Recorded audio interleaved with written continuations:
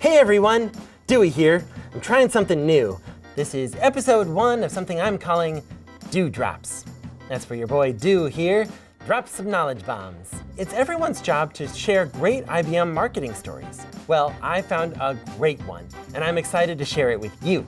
We all know that developers are a hugely important audience for us, and a tricky audience to reach. Well, our developer marketing team rose to that challenge and then some. Watch this.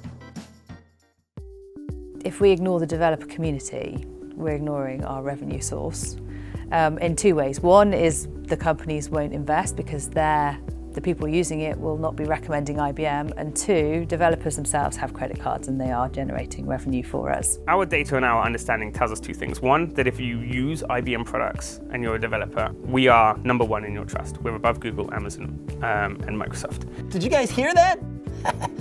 In your face, Google. If you are not using IBM, our marketing and data insights suggest that we are 5th, maybe even 6th in that trust rating. I would also argue that some of our adverts, especially around some very emerging and interesting technologies, don't necessarily get to the heart of the problems that developers care about. We've got a great platform, we've got many new technologies, we've got a serious amount of quality developers within IBM. IBM has over 16,000 developers. That's more than the population of Scottsbluff, Nebraska. And so it was just actually, how do we, as IBM the business, talk to these guys? And gals. Our objectives were very much to talk with the developers, not at the developers. So it turns out that developers are people too. They're not just a bunch of Red Bull swilling, Mr. Robot watching, GitHub posting hoodie wearers. Such a stereotype. Developers have meaningful side gigs and love to solve problems. The developer marketing team knew how to use that to get them to the IBM cloud. How would 22 million developers solve the world's greatest problems? That's essentially what Call for Code is. This is for the mankind. This is for the generations who will come in future, and that really helped us to make it really authentic and real content. Let me put it simply. Call for Code is a competition to enlist developers' help to lessen the impact of natural disasters using IBM Cloud. Brilliant! But think about it. Building a competition to change the world, creating content about it, marketing it to people who don't consider IBM, and doing it in a matter of months? Where do you even begin? We did all the normal approaches. We did social, we did search, we did content syndication. We obviously looking at the audience and what they're doing and their day job and how they're going to come across our product. It was easy to get into the habit to assume that Twitter was always going to be the breadwinner. And it was easy to kind of rationalize away, well, developers, if they're thinking about coding, they're not on Facebook. I'm on Facebook to check up with my family and friends, not to read about, things that I want to do in my job. That was just blown out the water. Facebook outperformed Twitter in a way in which I don't think anyone saw coming. Then we looked at other vendors that we don't normally engage with, and Vice is one.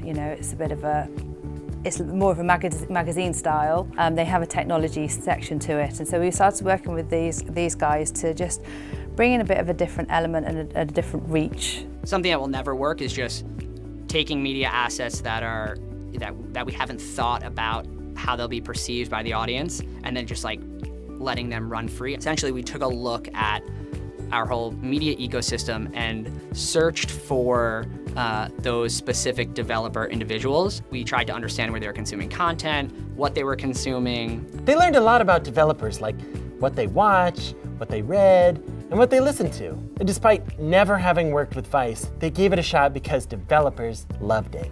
Some of the posts were performing almost 3 times our click-through rate benchmark and outperforming our video completion rate. We have the ability to put things into market quickly, recognize their success or failure. And as long as we're taking these controlled experiments and saying the purpose of this is to truly understand, and then actually acting upon that knowledge, I think that is fundamental to all marketing teams, and I would strongly advocate for that type of attitude. We have to be agile. We have to be open to the new ideas, try to test new things. When all those things come together, and when you take all those agility, testing, optimization as a core of what you do, you really enjoy that. It's not just about testing new media for content.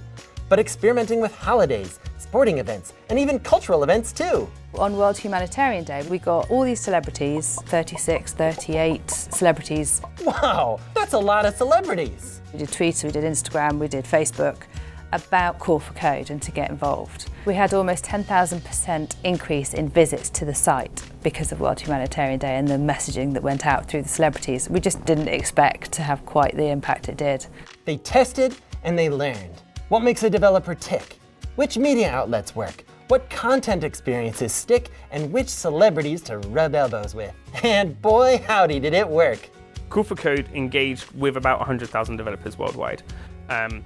Our rated daily usage has continued to increase even since the submissions closed, and it's approximately 28 to 30,000 continued active developers. I think we ended up with 800 million reach, which was just mind-blowing from where we started with nothing. The premise of Call for Code was never about the primary KPI is to generate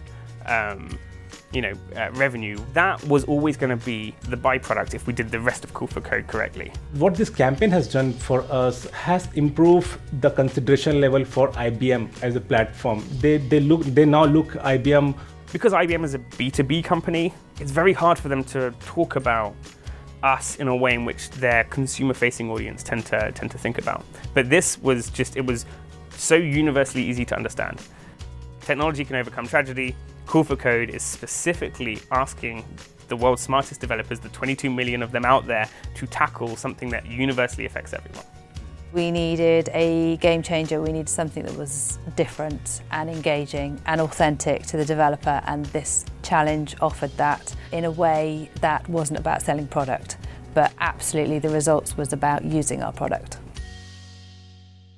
To misquote Field of Dreams, if you build it, they will come, so long as you understand your audience. The coolest part of Call for Code is that it wasn't just a moment in time. It wasn't just a flash in the pan, a one-hit wonder. It had real impact. Rated usage of IBM Cloud, even after the competition ended, continued to go up. And guess what? They're doing it again in 2019. That and a whole lot more. All right, folks, there you have it. IBM at its amazingest again.